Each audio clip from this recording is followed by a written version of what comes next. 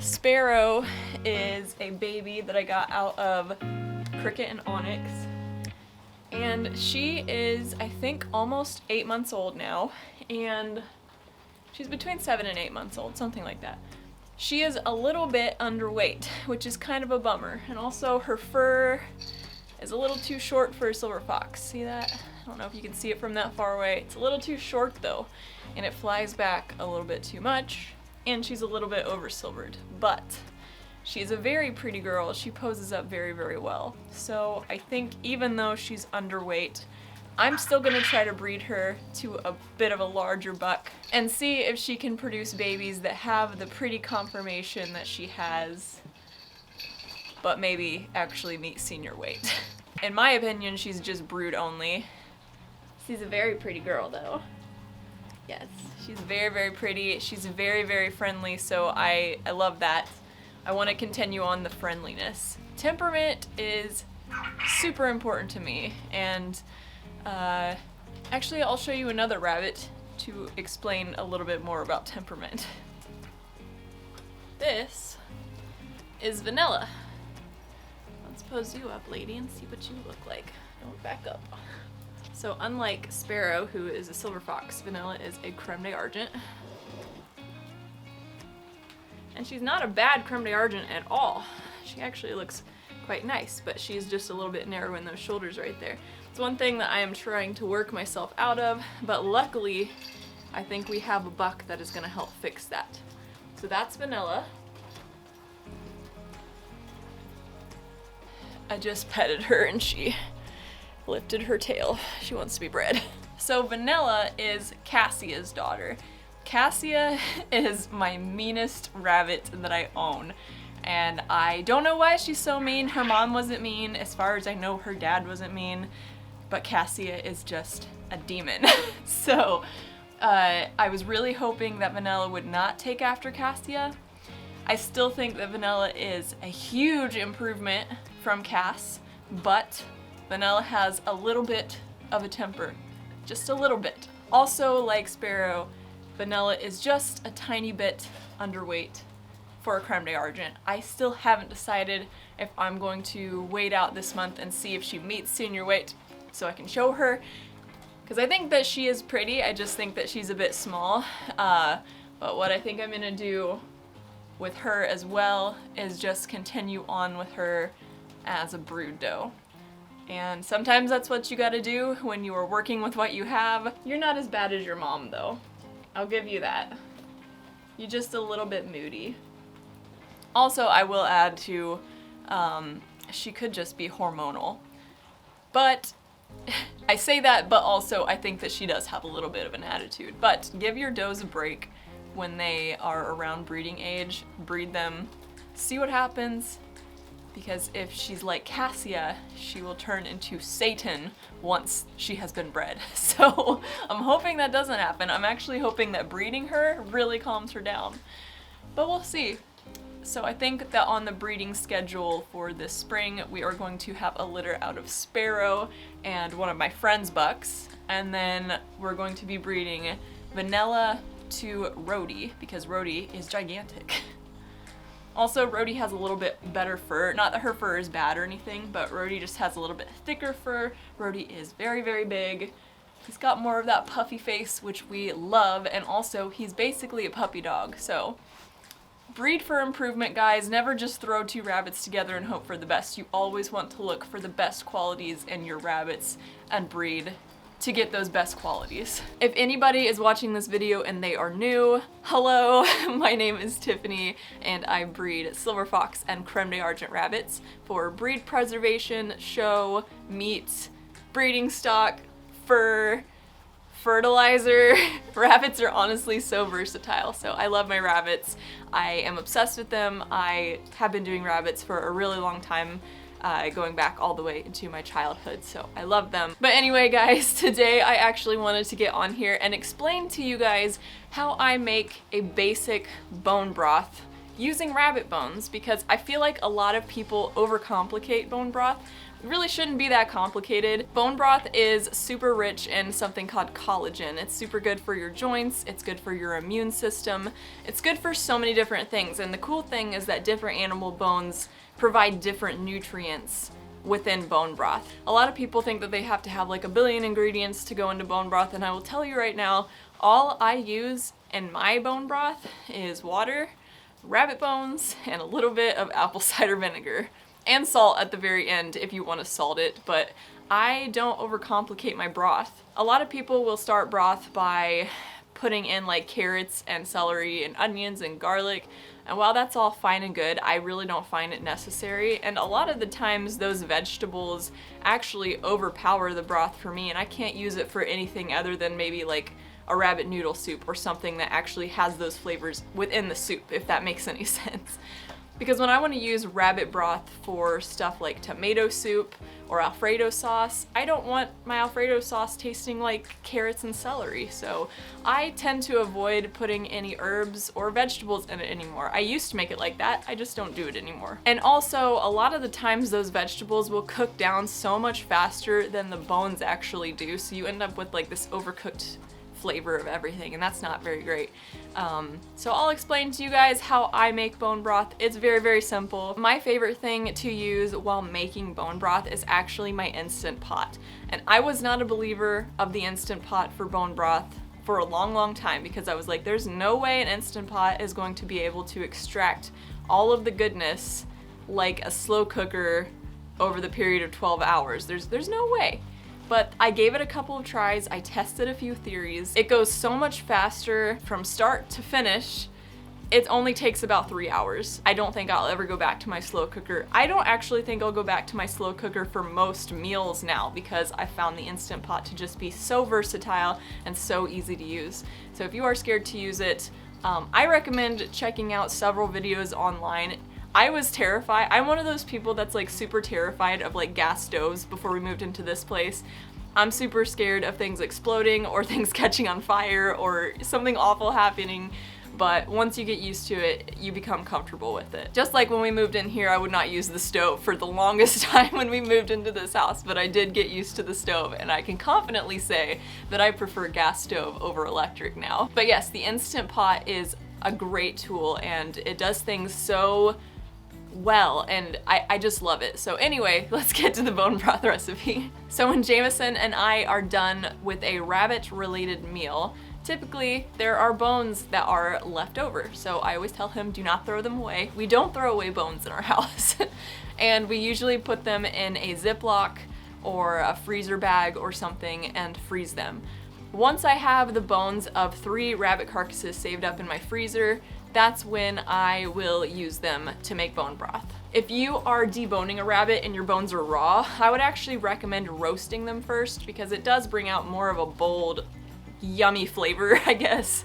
So if they are raw bones, I would probably say roast them in your oven at 450 degrees between 30 minutes to an hour, and just watch them. Just let them get nice and roasted and brown, and then it'll just add so much more flavor to your bone broth. I skip this step because, like I said, we don't usually debone rabbit raw, so usually it's just leftover cooked bones already. So there's already a little bit of flavor on that. So just add your bones to the Instant Pot and fill it with enough water to just cover the bones. You don't want to add too much water to the Instant Pot, because then your bone broth won't properly gel afterwards. So just add enough to just cover the bones. And also remember not to go over that 2/3 mark in your Instant Pot. If you go over that 2/3 mark, you're not going to be able to build enough pressure within the Instant Pot to make proper bone broth. So don't go over the 2/3 mark. If you really want to make sure that your bone broth gels properly, you can add either chicken feet or duck feet into it. Chicken and duck feet are full of cartilage and, you know, connective tissues within the joints and stuff. Like, I know that sounds really gross, but that is what we're after. We're after the release of that collagen. You want to use like joint pieces, so, you know, like where the arms bend, where the legs bend, neck pieces, feet, anything like that. You want to use that in your bone broth, because that is what is going to make it gel. And gelling means that you've got a great nutritious bone broth. So don't be grossed out when it comes to the feet. Walmart actually sells chicken feet, so it must not be that weird. So right before you put your Instant Pot lid on, you want to add 1 to 2 tablespoons of apple cider vinegar, preferably with the mother. My favorite brand is Bragg. It is just one of the best brands I think out there, so that is what I add to my broth. And this apple cider vinegar will just help to extract as much out of those bones as possible. I have a wet chicken that has decided to join me today. Willow, you should not be in here. Look at you! You're all wet! Get out of here. Go on. Once you have your bones, your water, your feet, your apple cider vinegar all added into the Instant Pot, it is now time to securely tighten that lid on there and set it to high pressure for 2 hours. It's gonna take a little while for the Instant Pot to actually get up to pressure, so don't be alarmed if it takes like 30 minutes. Sometimes it takes that long. So I usually expect it to take 30 minutes to get up to pressure, and then the timer will start, and then you count down 2 hours. When your Instant Pot beeps and it's been 2 hours, you want to actually leave it and let it naturally release for another 30 minutes. As you can see here, I waited a little bit longer than 30 minutes, but what are you gonna do? When you take the lid off, you can see how delicious and golden this broth is already looking. And oh, I get so excited when it comes to bone broth. I just love making it because we use it so much in our house. And now it is time to strain your bone broth. So take your Instant Pot somewhere over to the sink or somewhere where you don't mind if something gets splashed, because more than likely it's going to splash when you do this step. I just use one of my big white bowls, and then I put a colander over top of it, and it just kind of fits really, really well. If you don't have something like this, you can still use like a fine wire mesh or really anything to strain the bone broth and get all of the like sediments and bones and stuff like that. Like, we don't want those in our broth. We just want a clear broth as much as possible anyway. And then I just pour my broth over this strainer, and it strains all of the bones out. And I actually had so much that I had to use another bowl for this one. Once you are done straining your bones, do not throw those bones away, because I feel like half the time I'm able to transform those bones into a snack for my chicken. So we'll get back to that here in just a bit. You might want to taste your broth really quickly. If you think that it needs a little bit of salt, then I typically put about half a teaspoon of salt into each quart mason jar. So you might want to do that too. If not, that's fine. Some people don't like salted broth. I prefer just a little bit in there. And then when I make a recipe, I'll add more salt because salt is life. So I have this really awesome mason jar strainer. I'm not really sure what the proper term for it is. I am going to link it down in the description below, because I have found this to be one of the most useful things to get when you're putting liquids into mason jars, soups, liquids, or anything like that. It's just very, very useful. It just makes the opening a lot bigger, and also there's a strainer inside of it, so the broth is gonna get double strained, which is always a good thing. Then you want to pour your broth into your jars, and just go very slowly. You do want to leave a couple of inches at the top, because if you do decide to freeze this broth, you don't want your jars busting, so make sure to leave a couple of inches at the top. I know some people can broth. I freeze mine. There's nothing wrong with either method, I don't think. Once you have all of your jars full, you want to set them aside, let them cool to room temperature, and then transfer them to your fridge. And then overnight is when the magic should happen. Hey guys, this is post-editing Tiffany, and I realize now that I forgot to tell you how I make these leftover bones and meat into a snack for my chickens to eat. So basically I just go through and I pick out all of the bones that are still really, really hard.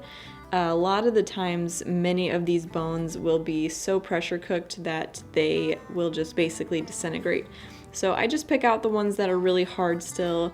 And if you are squeamish, I might skip this part because this is really gross to look at. But basically, I just put in the softer bones and all of the leftover meat into my blender, and I add a little bit of water and essentially make a rabbit bone smoothie.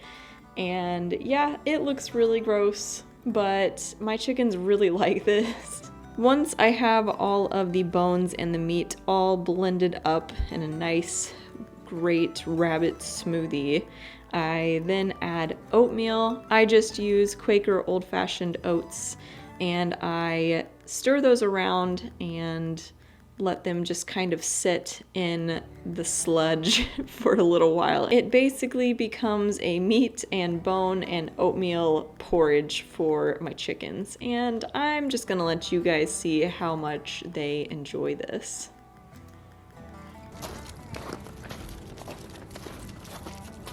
Tip, tip, tip. Okay, chippies. Chippy, chippy.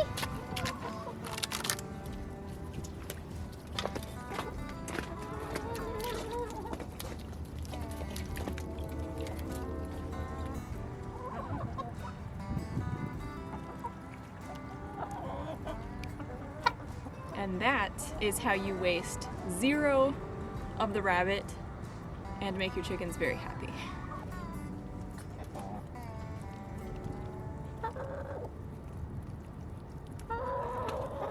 When you check your jars in the morning, you might see a little layer of fat at the top, and this is completely normal. Fat just rises to the top and then hardens. You can use a spoon and just remove it, and you can either save it for cooking or you can just toss it. It's up to you. And underneath that layer of fat, if you have successfully made a gelatinous bone broth, it will have the texture of Jell-O.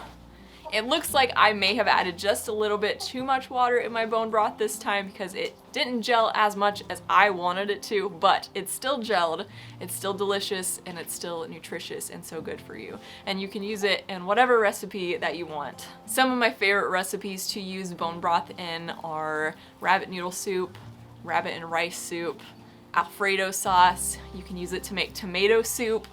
You can use it to cook rice in. There is just so many different recipes that call for broth. So if there are any recipes that you like that actually call for chicken broth, just use rabbit broth. It tastes basically the same. It's so amazing to be able to create broth from my lovely rabbits, and I am just so grateful for them.